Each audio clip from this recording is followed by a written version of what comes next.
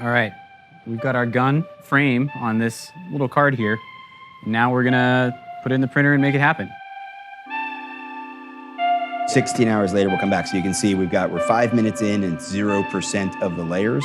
It's wild that this becomes a firearm. Still wrapping my head around that a little bit.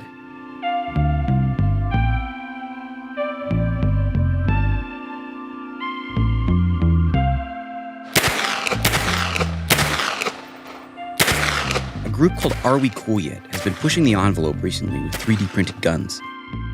They released the plans on the internet for anyone to download, hyping up their new designs on YouTube and Instagram.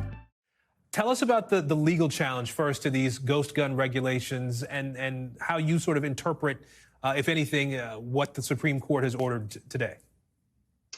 Yeah, I mean, I won't get too into the weeds on this, but basically the Biden administration is saying that these kind of kits that people can order online should be regulated in the same way that other firearms are, that you have to go to a gun store to buy and have to get a background check and can be easily traced.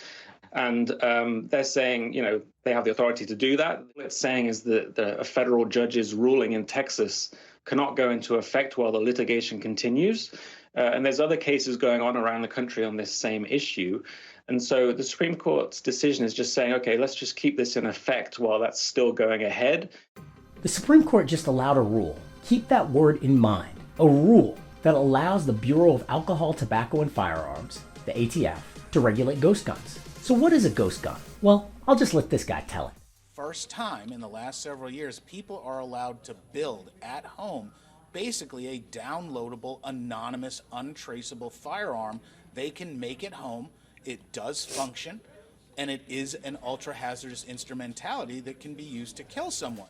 If that didn't clear it up for you, let me try. A traditional gun or firearm comes from a manufacturer and a seller. Both the manufacturer and the seller must be licensed, and the gun must have a serial number provided by the manufacturer. This is the primary way law enforcement tracks guns used in crimes back to the buyer. Furthermore, sellers of the firearms, and this term is defined by Congress in the Gun Control Act of 1968, must require a background check and identification to sell a firearm to anyone. But then the internet happened, and ghost guns were born. Ghost guns are guns that are not firearms, but rather they are just firearm parts. Now, because of YouTube and tutorials and websites, people can easily include a link within the box of the gun kit. Or if you're really fancy, you can print your own gun with a 3D printer at home. If you don't know what a gun kit is, it's basically a box that has all the parts necessary to assemble a gun by yourself. By following the instructions in the video, you can assemble the gun from the parts and have a working gun within as much as 2 hours or as little as 15 minutes. It's important to note that because these guns don't fit the legal definition of a firearm as defined by Congress in the Gun Control Act or interpreted by the ATF up to this point, they do not require a background check or a state-issued identification, and therefore can be sold to anyone, including a felon or a minor. And matter of fact, they have and are. Ghost guns have been found at over 19,300 crime scenes in 2021, up 500% from the number of ghost guns found at crime scenes in 2018. On top of that, 25% to 50% of guns found at crime scenes from 2020 to 2021 were ghost guns. In addition, most of the people who are caught with ghost guns are people who could not obtain a firearm legally. So the president was faced with a dilemma. He was hamstrung by the law, and these guns are clearly being used, according to law enforcement, in crimes, especially in cities and also in mass shootings. So what did he do? He asked the ATF to create a rule, not a law, a rule that expanded the definition of firearm in the Gun Control Act. And the ATF did just that. They required makers of ghost gun kits to engrave ghost guns with serial numbers, require background checks, and check IDs for ghost guns sold. That's a problem, a big problem for conservatives. And it should be a big problem for all Americans.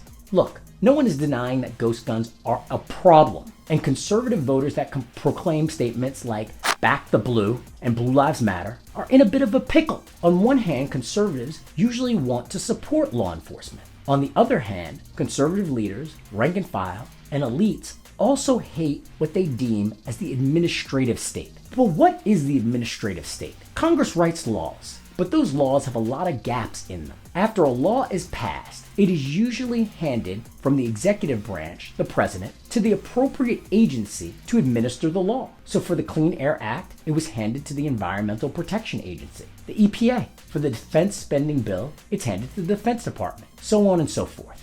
These agencies have tremendous latitude in writing rules, but sometimes these rules overreach and proliferate like algae in a hot swamp. These bureaucrats, unelected government officials, write these rules that have incredible power under the cover of law. And sometimes, some would say, often, go well beyond what Congress, the elected branch of government, ever intended. These administrative agencies can become de facto lawmakers, even though they have no authority to make laws. And these rules can be brutal. They can be used to fine, tax, seize property, restrict movement, and severely restrict a person's freedoms. So conservatives are very wary of the administrative state, while liberals tend to trust government agencies to do what's right. So when the ATF decided to use a rule to rewrite a law, conservatives went after them with righteous indignation. After all, what right does some unelected bureaucrat have to change the law? Well, that remains to be seen. For now, the Supreme Court, in a 5-4 decision, with conservative justices John Roberts and Amy Coney Barrett joining the 3 liberal justices, will allow the ATF to continue to regulate ghost guns until the issue makes its way to the Supreme Court. But the Biden administration's win may be quite small. The reason being is that the ATF's rule only applies to ghost guns that are already 80% assembled.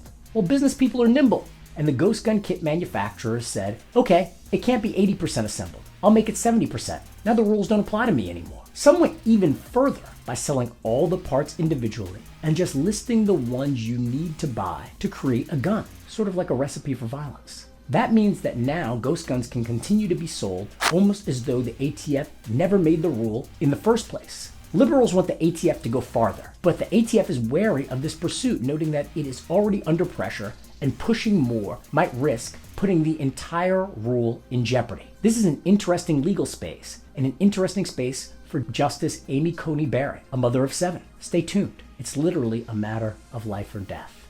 Signing off. Peace. Hey, if you like this video, please smash that like button and hit subscribe. We would love to see you again. So take it easy. Peace.